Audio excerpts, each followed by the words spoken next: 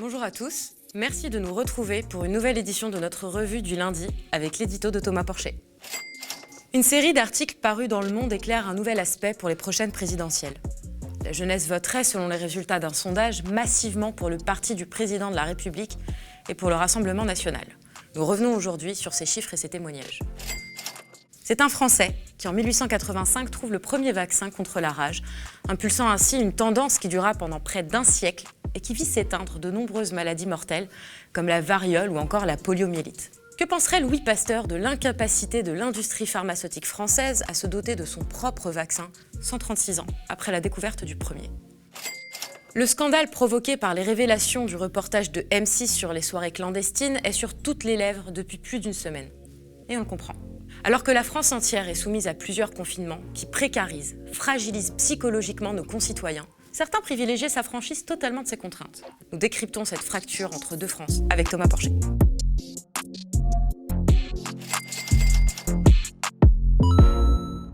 Ce sont les résultats d'une série d'articles parus dans Le Monde, des résultats qui devraient en inquiéter plus d'un. Selon les sondages réalisés par les instituts Ipsos et IFOP, la jeunesse s'éloigne progressivement des partis de gauche. 29% des 18-24 ans se disent prêts à voter pour le parti de la République en marche. Et c'est Marine Le Pen qui séduirait 29% des 25-34 ans. Alors Thomas, si on peut dire que ces résultats inquiètent, il y a quand même une constante. Depuis plus d'une décennie, c'est que le premier parti, celui qui arrive en tête des élections présidentielles, c'est celui de l'abstention. Et c'est d'autant plus criant chez les plus jeunes. Pour rappel, si 80% de la population se dit prête à voter en 2022, seulement 58% des 18-24 ans ne s'abstiendraient pas. Est-ce que tu te risquerais à une explication sur l'abstention ? Oui, je pense, moi, que c'est dû à plusieurs choses. La première chose, c'est au manque de renouvellement de nos dirigeants politiques.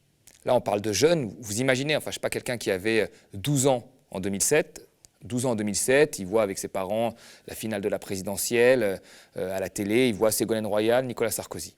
Très bien. 5 ans plus tard, qu'est-ce qu'il voit ? Il voit encore Ségolène Royal qui fait la primaire du Parti Socialiste. Donc là, il a 17 ans. Et puis il voit Nicolas Sarkozy qui est au deuxième tour. Et puis encore, 3-4 ans plus tard, il voit Ségolène Royal qui est ministre. Là maintenant, il a 20 ans. Il voit Nicolas Sarkozy qui veut retenter la présidentielle. Et puis là, qu'est-ce qu'il voit maintenant qu'il a plus de 20 ans et qu'il peut voter ? Il voit encore que Ségolène Royal veut y retourner. Il voit encore que la plupart du corps politique est toujours le même.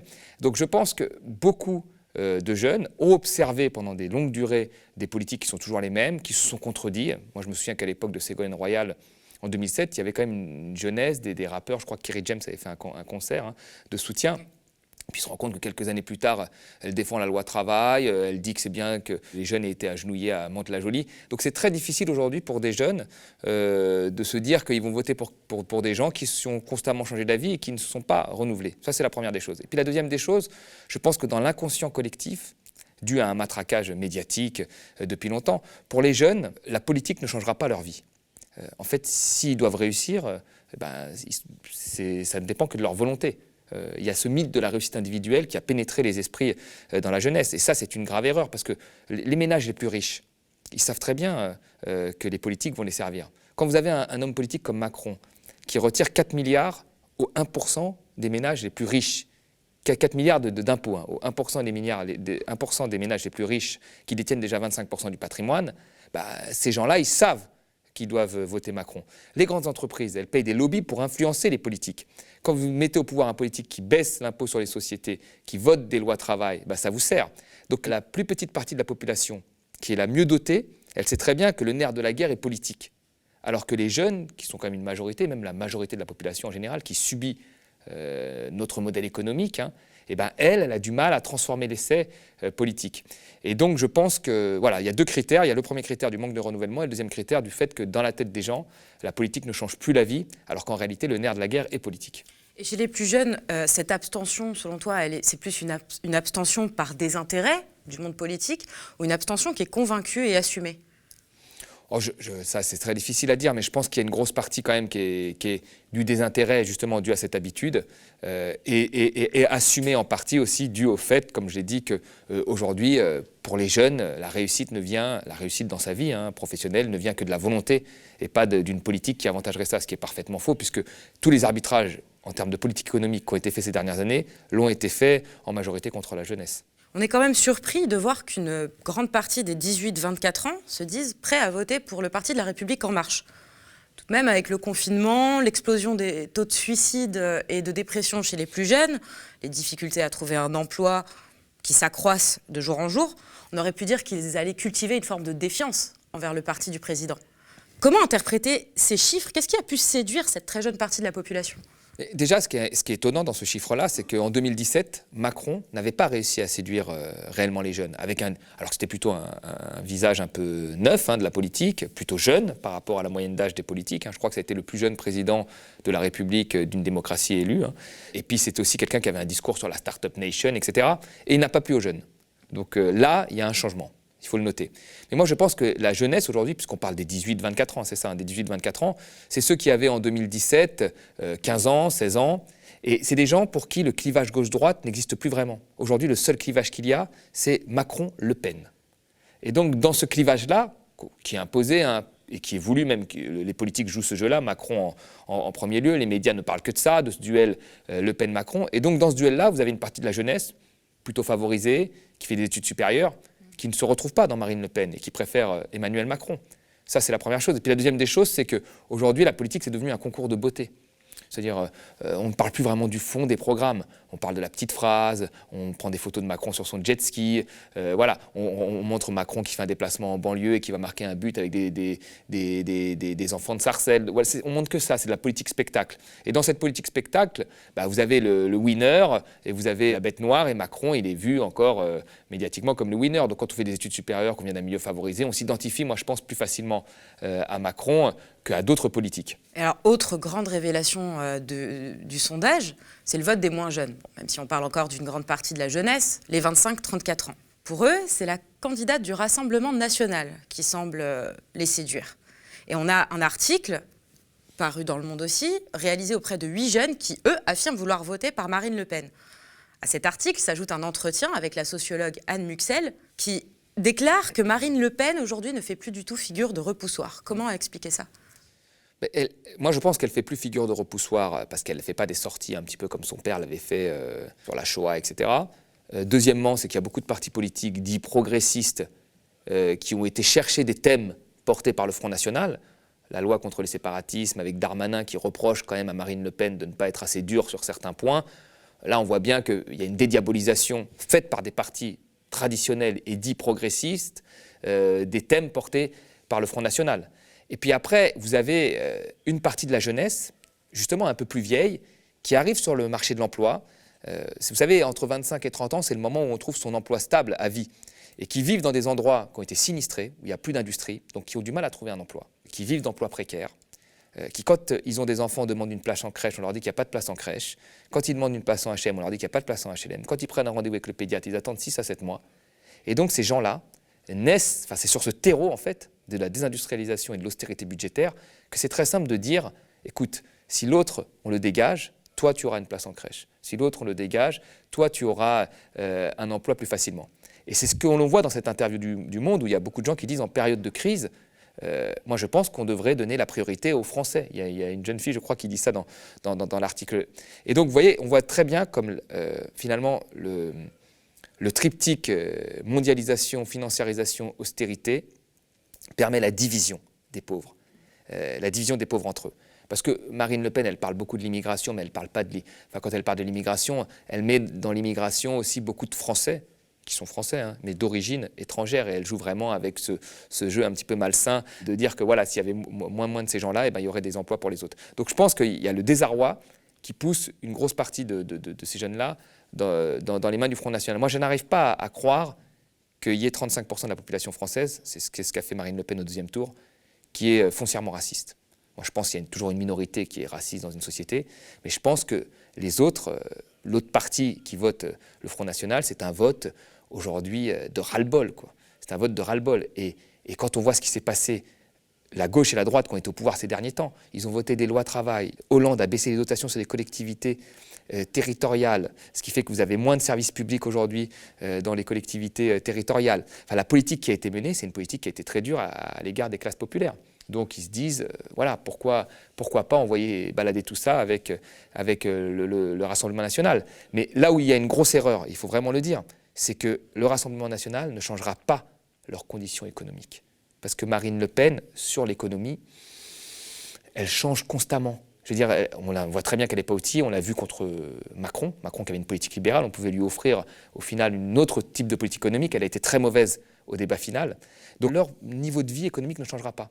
Par contre, si elle passe, là le défouloir sera la porte ouverte à tous les types de défouloirs contre des gens issus de l'immigration, français ou non. Et c'est ce qu'elle fera pour compenser. C'est ce que fait le maire de Béziers, c'est ce qu'a fait Salvini en Italie, et c'est ce qu'a fait Trump, c'est ce que fait l'extrême droite partout. C'est qu'économiquement, il ne change pas la vie des plus pauvres, mais il offre une possibilité d'un défouloir sur des catégories issues de l'immigration. Donc il ne faut pas que les gens se trompent de combat. S'ils votent Marine Le Pen, ces gens-là, leur situation ne changera pas. Alors avant, le vote des jeunes était quand même massivement à gauche. Aujourd'hui, dans ces sondages, c'est la grande absente. Évidemment, les sondages ne sont pas les reflets clairs et nets de la société, mais pour autant, il faut tout de même réussir à les prendre en compte. Et là, la gauche n'apparaît clairement plus, alors que jusqu'à 2017, les jeunes votaient massivement à gauche. Comment faire pour que cette jeunesse-là se remette à voter pour des candidats qui l'inspirent ? Alors, ce qui est étonnant, c'est vrai, ce que vous dites, alors je pense qu'il y a une grosse partie des trahisons, et ça il faut le dire, hein, d'une partie de ce qui s'est nommé la gauche.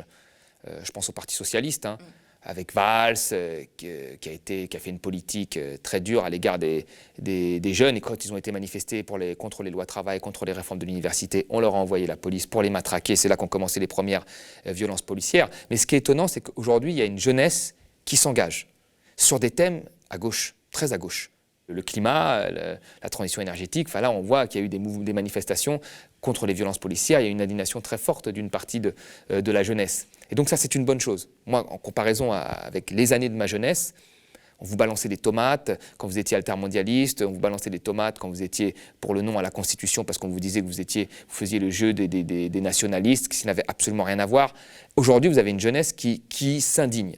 Et moi, j'ai vu des débuts de convergence de lutte qui m'ont fait chaud au cœur. Quand on a vu la prise de Place d'Italie d'Extinction Rebellion, du comité Adama et des Gilets jaunes, on voyait qu'il y avait des jeunes qui allaient vers une convergence des luttes. Maintenant, il faut transformer ça politiquement. Et c'est là, en fait, moi je pense que l'indignation, c'est la première partie. Puis la deuxième partie, c'est transformer ça en politique. Et là, il faut que les jeunes aient conscience que le nerf de la guerre est politique. Et là, je reviens à ce que j'avais dit au début, c'est que les très riches et les grandes entreprises, elles ont compris ça. Elles sont minoritaires, mais elles arrivent à placer des gens qui les servent. Nous qui sommes majoritaires, il faut qu'on fasse aujourd'hui la même chose, qu'on place quelqu'un qui serve la majorité de la population. Et pour que cette personne puisse servir la majorité des populations, quelles que soient les différences géographiques, culturelles, sociales, il faudrait quelqu'un qui remette en cause le modèle économique et le triptyque financiarisation, mondialisation, austérité. Celui-là permettra à la jeunesse, mais à d'autres, aux gens des quartiers populaires, aux gens des territoires, de respirer et changeront leurs conditions économiques. C'est ça le nerf de la guerre. Et cette personne-là ne peut être, j'aime pas dire le mot gauche maintenant parce qu'il a tellement été abîmé par le Parti socialiste, mais ne peut être que quelqu'un pour moi de gauche. Voilà. La pandémie de Covid-19 qui sévit depuis bientôt 1 an et demi pose un sérieux défi à notre pays. La vaccination semble être la solution privilégiée par nos gouvernants et les recherches se sont accélérées en une année. Vous connaissez probablement déjà les vaccins utilisés dans différents pays. AstraZeneca, Pfizer, Moderna, pas de vaccin français. La situation de notre industrie pharmaceutique inquiète et a raison. Thomas, on a longtemps présenté le modèle de la concurrence comme étant celui qui allait favoriser l'innovation et la recherche. Pourtant, aujourd'hui, aucun de nos laboratoires pharmaceutiques n'a pu réaliser de vaccin. Est-ce que tu peux nous expliquer pourquoi ? Et en fait, il va falloir tirer quand même un bilan de toute cette histoire au niveau global qu'on n'a pas encore fait depuis cette crise sanitaire. Qu'est-ce qui se passe dans l'industrie pharmaceutique depuis une vingtaine d'années ? C'est la logique actionnariale qui gouverne. C'est ça, la logique actionnariale, c'est-à-dire une logique court-termiste et une logique basée uniquement sur le profit.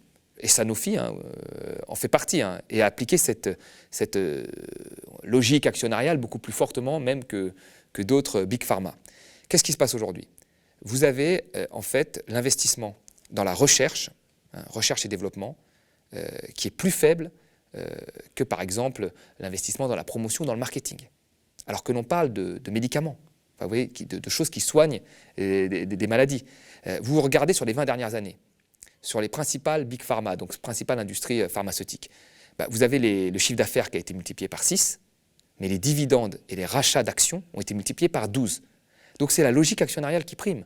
Aujourd'hui, c'est Sanofi, vous avez des actionnaires comme BlackRock. BlackRock, il place son argent, il va avoir un retour sur investissement. Je ne pense pas que la politique de recherche ou la politique médicale soit quelque chose, politique sanitaire, soit quelque chose qui l'importe. Et même, vous regardez, ces dernières années, vous avez parfois le profit qui a diminué, mais les dividendes qui ont augmenté. Donc le but, vraiment, est de satisfaire l'actionnaire. Et cette politique à courte vue fait que, voilà, il y a moins d'investissements privés dans la recherche et développement. Alors même qu'en France, nous sommes un paradis fiscal pour la recherche, avec le CIR, et vous avez de l'autre côté l'austérité qui a fait que les budgets recherche pour la santé ont diminué chez nous, alors que dans d'autres pays, aux États-Unis par exemple, ils augmentaient. Donc là, on voit bien qu'en France, on a le public et le privé qui ont diminué leur crédit sur la recherche. Donc voilà, les causes amènent toujours des conséquences. Mais qui contrôle ces laboratoires aujourd'hui ? Mais aujourd'hui, c'est majoritairement les actionnaires qui les contrôlent. Oui. Et l'actionnaire de Sanofi est parfaitement éparpillé. Comme je vous dis, il y a BlackRock, on peut le regarder en détail, hein, c'est pas secret. Mais voilà, et donc, à partir du moment où c'est des actionnaires qui contrôlent ça, bon, vous avez une logique du privé. Donc vous avez des traitements qui sont orientés vers les traitements qui rapportent le plus, et d'autres qui sont abandonnés. Et puis vous avez des dépenses majoritairement, enfin plus élevées en tous les cas dans le marketing et la promotion que dans la recherche. Donc, est-ce qu'on peut faire une bonne politique en tous les cas, force est de constater que nous, chez nous, il y a une dizaine d'années, on était le premier fabricant de médicaments en Europe, en France, il y a un peu plus de 10 ans, et qu'aujourd'hui, on n'a pas réussi à trouver un vaccin. Donc, est-ce que cette logique actionnariale appliquée depuis une vingtaine d'années nous a servi ? Je ne crois pas. Je ne crois pas. Une logique actionnariale quand même sur des vaccins, c'est très inquiétant. Qu'est-ce qui empêche les vaccins aujourd'hui de redevenir un bien commun ? Mais c'est ça, c'est cette logique du privé. Alors que vous savez, on nous a beaucoup dit que les vaccins avaient été créés par le privé. Enfin, c'est parfaitement faux. Là-dessus, déjà, la première chose, il faut comprendre, c'est que le financement de la recherche pour ces vaccins-là, les 2 tiers, c'est du public et des ONG. Donc, le financement est majoritairement public.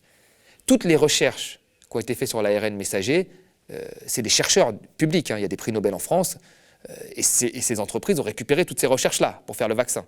Je veux dire, il ne faut pas opposer bêtement privé et public de cette façon-là. Les précommandes de vaccins, c'est quoi ? C'est le public. Et puis quand les vaccins vont être achetés, ils vont être remboursés par quoi ? Par le public. Donc de la recherche au préachat, au remboursement, c'est le public qui soutient ces industries pharmaceutiques, qui soutiennent une logique actionnariale. Dans ce contexte-là, si on est en guerre, comme l'a dit notre président, on ne peut pas dire « on ne va pas bousculer l'actionnariat privé de ces industries pharmaceutiques en leur demandant la levée des brevets, ainsi de suite ». On va donc laisser prendre un risque en laissant le virus circuler, alors qu'on sait aujourd'hui qu'il crée des variants, alors qu'il faudrait vacciner le plus rapidement toute la population, même mondiale. Vous voyez, on a vu aujourd'hui que de Wuhan, on est passé au reste du monde. Donc si on laisse des zones où il n'y a pas de vaccination, parce qu'ils n'ont pas les moyens, parce qu'on n'a pas levé les brevets et ainsi de suite, mais qu'est-ce qui va se passer ? Il va se passer qu'on n'en sortira jamais de cette affaire-là. Donc il faut absolument qu'aujourd'hui les politiques, les dirigeants politiques au niveau mondial fassent pression sur l'industrie pharmaceutique pour lever les brevets et que tout le monde puisse avoir accès à ce vaccin le plus rapidement possible. Et donc il faut mettre fin totalement à ce système, à ce modèle, dans des secteurs aussi importants que l'industrie pharmaceutique et la vaccination. Mais si on est en guerre, oui. Mais alors on est en guerre, mais on ne doit rien toucher. Alors on est en guerre, on ne doit pas toucher à la mondialisation, on est en guerre, on ne doit pas fermer les frontières, on est en guerre, on ne doit pas bousculer les industries pharmaceutiques parce que soi-disant ils ont trouvé un vaccin financé en partie par des fonds publics et acheté par des fonds publics et remboursé par des fonds publics. Enfin ça devient n'importe quoi là. Et donc comme on ne fait pas tout ça, qu'est-ce qu'on dit aux gens ? Restez chez vous, on va vous confiner encore 1 mois, 2 mois de plus, le temps que les laboratoires pharmaceutiques veuillent bien nous donner leur dose. Non, c'est pas possible. Ils l'ont trouvé, le vaccin, très rapidement. Et c'est quelque chose de très bien, mais grâce, encore une fois, à des recherches qui ont été faites par le public, ce sont des chercheurs issus du public qui ont trouvé ça, et c'est les États qui achètent ça. Et on est en pandémie. Donc là, il faut absolument que le bras de fer soit fait. Et quand on voit les déclarations de Bruno Le Maire et de Macron là-dessus, non, il ne faut surtout rien bousculer, il ne faut surtout rien faire, ou pas faire grand-chose, ou faire ça en accord, en intelligence collective, comme ils aiment bien dire, ou se mettre autour de la table et discuter pendant 8 heures pour ne rien faire du tout, ou faire un petit peu. Donc non, il y a un gros problème sur cette industrie pharmaceutique et sur la diffusion du vaccin qui doit être le plus rapide possible. C'est un scandale qui a éclaté suite aux révélations d'un reportage sur M6. Certains privilégiés ont, en plein confinement, participé à des soirées clandestines. La chaîne met également en lumière le fait qu'au moins un des membres du gouvernement se soit retrouvé dans l'une de ces soirées. C'est avec un violent goût d'amertume que nous tous, confinés dans des situations personnelles et professionnelles instables, avons découvert l'existence de cette France privilégiée, dégustant des repas moyennant quelques centaines d'euros, vivant des soirées mondaines, derrière les murs élégants du Palais Vivienne. Pour accéder à ce restaurant huppé, il faut entrer dans cet immeuble situé dans les beaux quartiers parisiens. L'adresse n'est connue que de quelques privilégiés. Ces deux clients restent évasifs quand on leur demande notre chemin. C'est bon aussi il semblerait. Le soir, c'est les menus à partir de 160 €. Et qui vont jusqu'à 490 €. Les gens qui viennent ici, en fait, retirent le masque. Il y a pas une fois que vous passez la porte, il n'y a plus de Covid. Donc les gens se sentent à l'aise. Ça, c'est un club privé. Les gens se sentent comme chez eux. Des rassemblements quotidiens ont lieu midi et soir. Comme cette fête payante organisée hier dans un lieu privé de la capitale, 220 € la soirée, caviar et champagne. Je ne crois pas du tout que des membres du gouvernement se rendent dans des dîners clandestins, dans des fêtes clandestines. Vous savez, quand on est membre du gouvernement, d'abord, on doit respecter les règles comme n'importe quel citoyen. La semaine dernière, c'était une sorte d'émission zéro, de soirée zéro. C'est pas une soirée, mais enfin, nous avons mis en exergue quelques tables et nous avons invité quelques personnes pour leur faire visiter. J'ai fait une conférence qui a duré 45 minutes sur le Palais Vivienne. Il y avait effectivement 8 ou 10 personnes qui se sont arrivées sur l'ensemble de la soirée, peut-être une douzaine. Et ils sont partis très tôt. Voilà. Et nous avons organisé pour justement la semaine prochaine et les semaines d'après un certain nombre de reportages pour des grands magazines pour justement montrer les objets du Palais Vivienne et l'atout du Palais Vivienne. Alors Thomas, que sait-on de cette affaire aujourd'hui ? Mais pas grand-chose en fait. Enfin, on sait qu'il y a des restaurants privés, ça on le sait. Voilà, c'est ce que nous montre le reportage. Après, qui participe? Il y a des témoignages de plus en plus de présentateurs qui disent qu'ils ont reçu des messages et qui ont refusé de participer à ces dîners privés. Après, moi, voilà, ce qui m'étonne, c'est qu'on nous a dit depuis le début, c'est ce qu'on nous explique, sur la base d'articles scientifiques, que dans les restaurants, le virus peut circuler plus rapidement parce qu'on mange, on n'a pas de masque et on discute en face à face. C'est ce qu'on nous explique depuis le début. Alors, les restaurants sont fermés depuis octobre. On nous culpabilise dès qu'on fait un dîner à Noël, on nous dit le nombre que l'on doit être, qui doit être dans la cuisine, qui doit être dans la pièce. J'ai même entendu des médecins nous dire qu'il fallait parfois que les jeunes gardent le masque à la maison. Enfin, on nous explique vraiment des critères de plus en plus compliqués et on nous demande de les imposer par la stratégie de la peur. Donc, on nous fait peur, on nous culpabilise. Et puis de l'autre, qu'est-ce qu'on voit ? On voit qu'en décembre, Macron a fait un dîner de travail. Un dîner de travail. Alors, je veux dire, il peut faire une soirée de travail avec masque. Pourquoi pas? Mais pourquoi un dîner de travail si le dîner peut permettre la circulation du virus plus rapidement? Il fait un dîner de travail. Puis là, on voit qu'il y a ces dîners privés. Puis on se rend compte qu'en janvier, à 22h, vous avez des collaborateurs de la ministre Madame Vidal qui, à 22h, sont en train de danser sans masque, etc. Rappelons quand même qu'un collaborateur, je crois que ça gagne 6 000 €, payé par les impôts, dans un ministère. Vous savez, un ministère, c'est presque un palais au milieu de Paris. Donc ces gens-là, ils ne font pas une fête chez eux. Ces gens-là, c'est des collaborateurs sur leur lieu de travail, payés par les impôts français, qui font une fête. Et quand on demande à la ministre, elle nous dit grosso modo, circulaire, il n'y a rien à voir, chacun fait ce qu'il veut. Enfin, on est où là? On a ce sentiment vraiment qu'il y a finalement une France à deux vitesses. Avec d'un côté ceux qui doivent rester chez eux, à qui on fait peur, qu'on culpabilise, à qui on va mettre des amendes, vous voyez, parce que vous buvez 2 bières en extérieur devant un café, et puis il y a les autres qui font des dîners de travail à je ne sais pas combien, avant Noël, où on nous explique qu'on ne pourra pas voir les grands-parents et tout, et puis vous avez les autres qui dansent à 22h dans un ministère le soir pour se décontracter, payés par les impôts français. Ça devient de plus en plus compliqué. Et là, on se rend bien compte, quand on voit tout ça, qu'il y a ceux qui doivent respecter les gestes barrières, et puis il y a les autres qui sont, parce qu'ils ont une position particulière, parce qu'ils sont importants, eux n'ont pas à le respecter. Enfin, c'est le retour à la monarchie, là, dans ce cas-là, et il faut le dire. Oui, il y a une fracture sociale très nette qui illustre cette affaire. À quel point, selon toi, l'expérience de cette pandémie, elle change selon la classe sociale à laquelle on appartient ? Mais ça, on l'a vu dès le premier confinement. En fait, au début, on a pu se dire, bon, tout le monde va être à la même enseigne, tout le monde va être confiné. Et puis, on a toujours vu que dans les confinements, on laisse un certain jour pour que les plus mobiles, entre guillemets, c'est-à-dire ceux qui ont une maison de campagne, puissent partir. Alors, très bien, donc eux, ils partent tout de suite. On leur reste toujours 3-4 jours. Au départ, les médecins, même si ça n'a pas été prouvé après, on l'a bien vu dans les chiffres, mais au départ, les médecins disaient qu'il ne fallait mieux pas bouger pour ne pas transmettre le virus dans les régions. Mais là, on a quand même laissé, là, on s'est dit que ce n'était pas grave, on a laissé les gens aller rejoindre leur maison de campagne. Puis, on a vu après des éditos de gens qui ne se rendaient même pas compte. Puisque quand vous mettez un édito comme ça sur un journal, Leïla Slimani, qui trouvait que c'est génial d'écouter le chant des oiseaux, non mais le matin au réveil, alors que d'autres étaient confinés dans 20 mètres carrés et d'autres devaient travailler. Donc on a vu que le confinement était un révélateur des inégalités très, très, très fort. Et aujourd'hui, on se rend compte qu'en plus des inégalités de structure comme ça, que le confinement révèle, où on peut passer le confinement en maison de campagne, quand d'autres le passent dans 20 mètres carrés, que certaines professions doivent travailler, quand d'autres ont le luxe de faire du télétravail, et on se rend compte qu'il y a en plus une inégalité dans les comportements d'une partie de l'élite qui peut se faire des dîners privés comme ça sans qu'on les embête et qui peut finalement être le soir en dehors des couvre-feux, au travail, dans un ministère en train de danser, qu'il n'y a aucun problème. Donc ça devient, là, je pense que ça devient de plus en plus dur à supporter pour la majorité de la population, encore une fois, qu'on a confiné par la peur et qu'on a culpabilisé parce qu'on n'a pas voulu mettre des moyens supplémentaires à l'hôpital en pleine pandémie. Voilà, il y a ça aussi. Il ne s'agit pas que tout le monde aille en réanimation, on est tous d'accord, on doit tous faire attention, mais la réalité des faits, c'est que tous les gens qui sont au pouvoir aujourd'hui ont contribué plus ou moins à la casse de l'hôpital public et qui n'ont même pas voulu remettre des moyens, qui n'ont à peu près rien fait au moment du déconfinement et qu'aujourd'hui, la seule façon, c'est de culpabiliser le reste de la population en les confinant quand eux peuvent faire la fête. Voilà. Alors évidemment, oui, on est choqué par les images de cette élite. Mais moi, il y a autre chose aussi qui me choque, c'est l'autorisation qu'ont obtenue insidieusement certains restaurants à ouvrir. Évidemment, on n'est pas en train de parler d'un restaurant d'une ville moyenne ou d'un petit village français. On parle d'un grand restaurant qui, lui, n'est pas sur le point de fermer en raison des contraintes sanitaires. Est-ce que l'État a fait une erreur en ordonnant à tous les restaurants, sans distinction, de fermer ?